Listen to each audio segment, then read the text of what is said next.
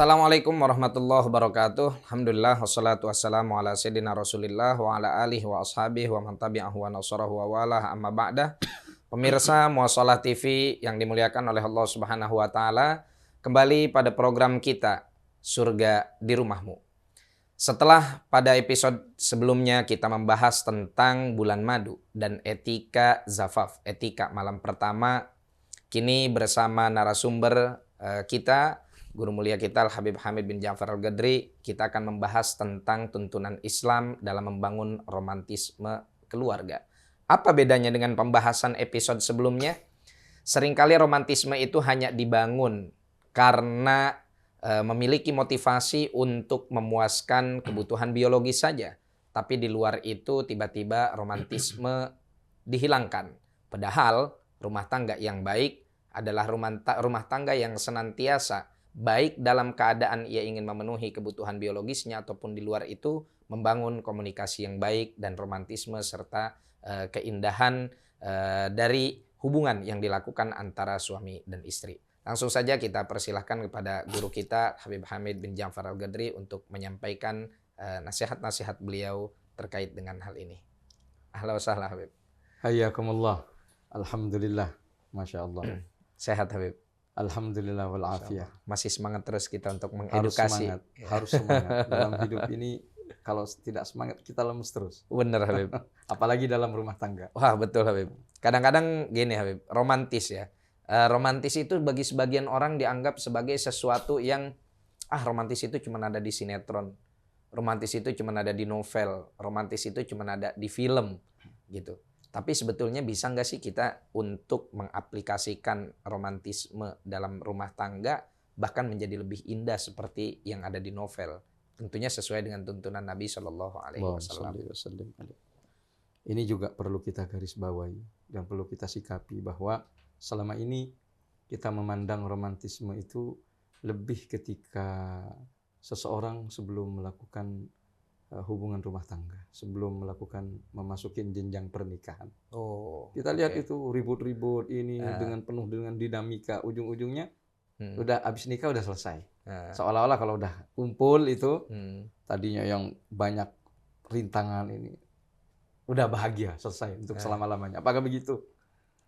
Tentu seharusnya permulaan di dalam kebahagiaan, membangun romantisme serta segala dinamika di dalam hidup ini dimulai dari pernikahan. Ketika dia menikah merasakan nikmatnya masing-masing, sudah berjumpa, dilampiaskan nafsunya, sudah terpenuhi. Bila mana pernikahan didasarin dengan keinginan-keinginan yang seperti itu, maka tidak akan langgeng kebahagiaannya karena masing-masing sudah terpenuhi. Setelah begitu maka nggak romantis lagi hidupnya. Tapi bila mana rumah tangga itu didasarin dengan ketakwaan kepada Allah Subhanahu wa taala, maka dalam kondisi apapun dia akan romantis. Dalam mau di saat pengantin baru, syahrul asal kata orang Arab. Apa namanya? Bulan madu. Habis itu syahrul basal. Bulan bawang. Bulan bawang. Pedih dan perih rasanya. Enggak demikian. Tapi kita ciptakan surga itu memang terwujud di rumah kita. Ketika kita bersama dengan istri, nanti melahirkan anak. Anak menambah kebahagiaan. Tambah lagi semakin bahagia. Begitu seterusnya sampai beranak cucu. Dia akan senantiasa semakin erat, semakin dekat dengan pasangannya. Nah itu yang diajarkan oleh baginda Nabi besar Muhammad Sallallahu Alaihi Wasallam. Nabi melakukan itu, hidup dengan romantis dengan istrinya bukan hanya di saat pengantin baru. Bahkan ketika sudah bertahun-tahun, Sayyidah Aisyah bercerita, beliau pernah ketika masih baru kawin diajak oleh Nabi jalan ikut bersama dengan para sahabat. Beliau memerintahkan sahabat yang lain, ayo duluan kalian. Tinggallah mereka berdua. Kemudian beliau berkata kepada Sayyidah Aisyah, Aisyah, gimana kalau kita lomba lari? Katanya. Ayo siapa yang lebih Cepat. cepat. Oke, kata Sayyidah Aisyah. Sayyidah Aisyah saat itu masih langsing, baru kawin, masih baru memasukin jenjang meninggalkan fase masa gadis. Jadi masih seger, masih sehat. Berangkat, lari, menang Sayyidah Aisyah. Setelah sekian lama, bahkan dikatakan 9 tahun setelah itu, Nabi sama Sayyidah Aisyah jalan di tempat yang sama. Jadi Nabi masih ingat masa-masa romantis saat itu. Oh. Jadi beliau tidak pernah melupakan kenangan indah itu. Ajib. Beliau berkata, Aisyah ingat gak di tempat apa? Ingat ya Rasulullah. Dulu waktu kita lomba lari, gimana kalau kita ulangin lagi? Kata beliau. Oke, cuman kata beliau, saya saat itu samint, gemuk. Iya. Ya udah hidup sama Nabi nikmat, ya bahagia ya otomatis gemuk dong. Akhirnya, Berarti kalau kurus nih kita alamat nggak bahagia nih. ya tidak begitulah. Enggak juga ya? Enggak juga lah. Taman jadi. Bahkan kadang sekarang orang ketika kurus lebih bahagia dari yang Iya gemuk. benar. Gemuk malah banyak ribut kadang-kadang. Gemuk itu karena stres, jadi banyak makan. Akhirnya beliau lomba lari lagi. Lomba karena saat itu Sayyidah Aisyah gemuk. Akhirnya Nabi menang. Dan beliau mengatakan, Aisyah, ini balasan yang dulu ya. Jadi kita kosong-kosong. Seri, draw. Seri, draw. Ya. Nah, itu bagaimana Nabi menjaga nilai-nilai ini. Dan banyak itu hadis-hadis beliau yang menganjurkan untuk menciptakan itu semua. Dan ingat, ketika pasangan laki-laki dan perempuan itu harus berusaha untuk menghidupkan suasana-suasana yang romantis. Kalau lagi sumpek, lagi bete misalnya, perlu untuk diajak. Boleh yang memulain suaminya, boleh yang memulain istrinya, bercanda dan lain sebagainya. Sering Nabi Muhammad SAW menghibur mereka. Pernah diceritakan oleh Sayyidah Aisyah bahwa ketika Nabi sedang sholat, khusyuk, tahu-tahu saya bangun. Nabi mempercepat sholat. Lagi asyik dengan Allah, lagi dalam ibadah, dan kita tahu waju'ilat qurrata aini fis shalah. Nabi itu masa dan saat yang paling beliau nikmatin itu ketika dalam sholat. Dan karena itu adalah hubungan dengan Allah yang begitu intim. Tapi ketika menyadari bahwa istrinya bangun, membutuhkan sentuhan, membutuhkan kasih sayang, beliau mempercepat sholatnya dan berbincang-bincang dengan Sayyidah Aisyah. Bayangin sampai segitunya. Dan dalam beberapa hadis beliau mengatakan khiyarukum khairukum li ahlikum wa ana khiyarukum li ahli. Aku adalah yang paling baik terhadap keluarga saya. Sebagai perwujudan dari wa'ashiruhunna bil ma'ruf. Gaulilah mereka dengan sebaik mungkin. Bukan di saat pengantin baru, tapi mu'asyarah bil ma'ruf dalam sepanjang masa. Bahkan ketika sudah wafat. Kesetiaan Nabi Muhammad SAW yang beliau lambangkan kepada istrinya Sayyidah Khadijah. Beliau pernah kalau pergi ke Makkah setelah hijrah, beliau pasti akan bilang seperti saat Fatu Makkah, saat Umrah Qadha. Beliau berkata, insubu khimatan inda qabri Khadijah. Tolong bikinkan kemah di samping tempat Khadijah dikubur. Jadi beliau sangat mengenang itu terhadap istri, jasanya, kebaikannya. Nah, itu yang dilakukan oleh Nabi. Dan beliau mengatakan misalnya, afdhalus sadaqah. Kalau kita hari ini menyaksikan adegan di TV misalnya, ada seorang suami nyuapin istrinya. Wah, romantis banget gitu. Candlelight dinner. Like dinner. Tahu makan dengan lilin-lilin. Apa kata Nabi Muhammad SAW? Beliau mengatakan begini, afdhalus sadaqah luqmatun wada'aha ar-rajul fi fami zawjati. Oh, jadi kalau kita nyuapin istri itu pahalanya sama sedekah. Pahalanya paling afdhalnya sedekah. Paling afdhalnya sedekah. Nah, itu agung di sisi Allah Subhanahu wa taala, juga akan membawa ketenangan, ketentraman bagi pasangannya. Begitu pula istri. Tahu-tahu disuapin. Lagi nyetir suaminya disuapin kan. Disuapin Asyik. kuaci, lupa dibuka kulitnya. Keselak nanti. Kesalahan. Itu ajaran Nabi di dalam memelihara rumah tangga. Pun juga cemburu. Itu juga harus ada sifat cemburu. Meskipun itu naluri manusia punya sifat cemburu. Oke. Tapi untuk cemburu ini apakah harus dibiarkan liar atau ada batasan-batasan? Tentu ada Bib? batasannya. Kayak gimana? Contoh. Ada batasannya. Artinya kecemburuan yang melampaui batas, yang tidak ada alasan. Oke. Seperti juga diucapkan oleh Nabi Muhammad SAW. Beliau mengatakan jangan tergesa-gesa di saat kalian menemukan istri kalian berdua dengan orang lain. Ada sahabat bernama Sa'ad.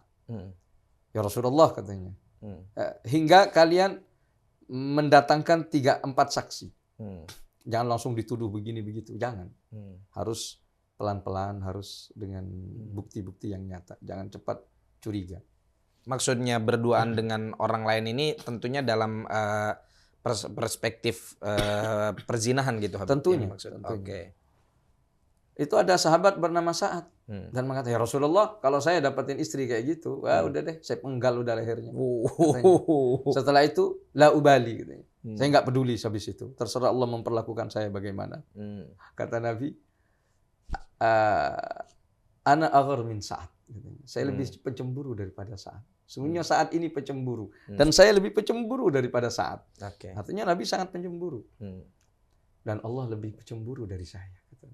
Sedangkan Allah itu cemburu di saat larangannya dikerjakan. Nah, itu contoh cemburu. Nabi pun sangat pencemburu. Jadi cemburu ini mahmud dan ada cemburu yang madmum, tercela, ada yang terpuji. Dengan batasan-batasan tertentu. Yang cemburu buta ya jelas. Itu tidak. Tapi cemburu itu menambahkan kasih sayang. Bahwa seorang suami punya perhatian besar. Sayang banget kepada istrinya. Bahkan kita pernah dengar juga, betul nggak itu? Kalau laki-laki itu nggak ada cemburu, nggak bisa nyium bau surga. Dayyus disebutnya. Dayyus, orang yang tidak pernah mencium bau surga. Siapa mereka? Alladzi la yubali ala man dakhala ala ahli. Orang yang tidak peduli terhadap siapa saja yang masuk kepada keluarganya. Istrinya, anaknya, tahu-tahu udah bergaul dengan siapa saja. Itu menunjukkan bahwa suami itu nggak punya kasih sayang sama istrinya. Menunjukkan, udah nggak layak dia berada di surga. Sebab surga ini hanya untuk orang-orang yang rasional, yang memiliki rasa cemburu, yang memiliki rasa sayang, yang hidup indah di muka bumi ini. Terus kalau kita pasti kan Rasulullah SAW ini kalau kita Habib artinya ala yakin beliau ini manusia yang sangat sempurna karena memang utusan Allah Subhanahu wa taala. Tapi kadang-kadang ada pertanyaan gini sebagai penutup. Wajar salah Rasulullah romantis sama Siti Aisyah. Siti Aisyah kan masih gadis, artinya istri yang paling muda, yang paling cantik. Wajar juga romantis sama Sayyidatina Khadijah karena beliau istri yang paling kaya yang menyokong segala perjuangan dakwah Rasulullah. Terus gimana dengan istri-istri yang lain? Karena jarang gitu, ada orang menceritakan keromantisan Rasulullah dengan Sayyidatina Sauda, dengan Kata yang lain. siapa? Nah, ini Sayyidah Sauda misalnya. Iya, perlu ini. Sayyidah Sauda itu sosok yang dibilang setelah Rasulullah wafat, Sayyidah Khadijah wafat, tadi Nabi itu kurang nafsu untuk kawin lagi. Tapi akhirnya udah deh Sauda aja. Padahal Sayyidah Sauda ini gemuk, banyak anak. Sampai pada akhirnya Sayyidah Sauda ini memberikan gilirannya untuk Sayyidah Aisyah. Nah, tapi itu gimana? Romantisnya Nabi itu sering ketawa melihat Sayyidah Sauda. Kadang Sayyidah Sauda karena kalau berjalan agak lambat karena beliau gemuk. Beliau menggodanya. Sehingga kehidupan yang sangat lucu. Pernah juga Sayyidah Sauda misalnya bersama dengan Sayyidah Aisyah. Mereka berdua, kata Nabi, kata Sayyidah Aisyah yang bercerita. Nabi meletakkan kakinya, di satunya di Sayyidah Aisyah, satunya di Sayyidah Sauda. Dan saya membuat untuknya makanan. Saya bilang kepada Sauda, makan Sauda? Enggak, ogah katanya. Kok enggak? Kalau enggak mau saya colekkan ini ke mukamu. Akhirnya diambilin sama Sayyidah Aisyah. ke mukanya. Nabi diam melihatnya. Kemudian beliau begini. Artinya menarik kaki itu. Dan mengatakan, Saudah, balas dong. Akhirnya diambil oleh Sayyidah Saudah. Dicorekan lagi ke Sayyidatina Aisyah. Nah, Nabi ketawa melihat kejadian tersebut. Ajib. Artinya beliau juga memberikan porsi romantis bukan hanya kepada Sayyidah Aisyah. Kebetulan Sayyidah Aisyah adalah seorang yang terpelajar dan beliau meninggalnya agak terakhir sehingga membuat banyak riwayat-riwayat yang diterima dari Sayyidah Aisyah. Itu dan karena beliau paling muda kan. Sedangkan yang lain wafat terlebih dahulu. Makanya yang sampai kepada kita tentang itu. Belum lagi dengan Ummu Salamah, belum lagi dengan banyak cerita-cerita romantis Nabi dengan mereka. Sayyidatina Hafsah. Oh, Masya Allah. Intinya, artinya romantisme Rasulullah SAW itu diberikan secara proporsional. Semuanya adil, mendapatkan bagian dari Nabi Muhammad SAW. Itu kan yang terpenting gimana kita memberikan suasana damai, suasana romantis untuk kehidupan di rumah tangga kita. Pun juga bukan hanya suami, istri pun juga harus berusaha untuk demikian. Oke, pemirsa sekalian, alhamdulillah, insyaallah romantisme dalam rumah tangga itu sangat penting ya. Karena dengan romantisme inilah kita akan mudah untuk berpikir jernih. Maka sebagai sebuah kesimpulan dari pertemuan kita pada siang hari ini, pada episode kali ini, yang pertama bahwa romantisme itu dicontohkan oleh baginda Nabi SAW di dalam setiap keadaan. Yang kedua, sebagai bantahan terhadap tuduhan-tuduhan yang tidak mendasar terhadap kesucian baginda Nabi, bahwa sejatinya beliau adalah sosok yang sangat adil dalam memberikan keromantisannya kepada seluruh istrinya. Kemudian juga istri pun harus juga sama memberikan romantisnya kepada suami. Dan ingat, dari romantis inilah kita bisa berpikir jernih. Dengan berpikir jernih, maka problematika yang biasa datang ke tengah rumah tangga kita bisa mudah untuk kita jadikan solusinya. Dan untuk kita mendapatkan jawaban dari bagaimana cara kita mencari solusi di dalam setiap problematika rumah tangga sesuai dengan tuntunan Nabi SAW, maka akan kita bahas insya Allah pada episode yang berikutnya. Terima kasih Habibana untuk episode kali ini. Dari kami kurang lebihnya mohon maaf. Assalamualaikum warahmatullahi wabarakatuh.